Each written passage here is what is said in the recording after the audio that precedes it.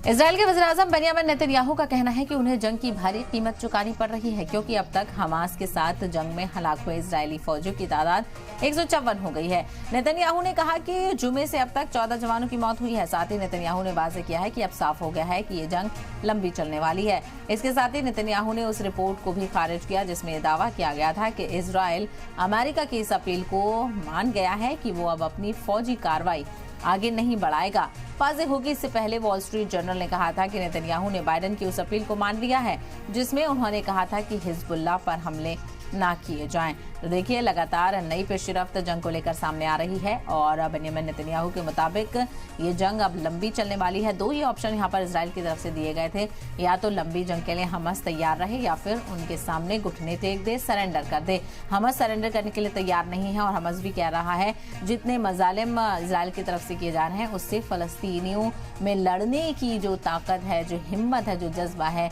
वो यहाँ पर बढ़ता हुआ नजर आ रहा है। तो ना तो हमास झुकने को तैयार है, ना इजराइल की तरफ से कोई ऐसी पेशरफ्त देखने को मिल रही है। इसका सीधा सा मतलब यही है कि अभी ये जंग तवील चल सकती है। दूसरी तरफ यूएनएससी भी किसी भी तरह की मदद से कासिर नजर आ रहा है। हालांकि कुछ करारदाद मंजूर की गई हैं और लगातार जंगबंदी की अपील की जा रही है, लेकिन इजराइल पर किसी भी तरह से कोई असर इस पर पड़ता हुआ नजर नहीं आ रहा है। लगातार हमले इजराइल की तरफ से किए जा रहे हैं जिसमें मासूम जिंदगियां तबाह हो रही हैं।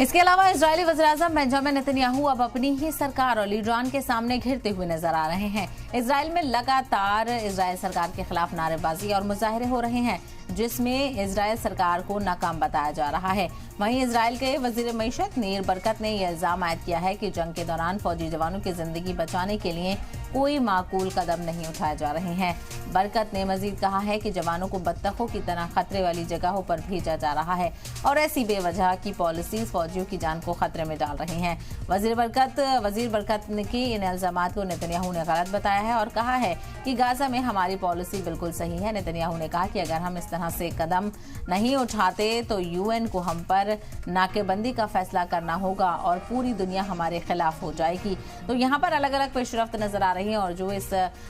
जंग में जो जवान शहीद हो रहे हैं, जिन जवानों की मौत हो रही है इजराइल के, उसको लेकर भी तशवीश का इजहार किया जा रहा है और इजराइल सरकार पर इंटरनली एक दबाव बनाने की कोशिश की जा रही है और अलग अलग शहरों में इजराइल के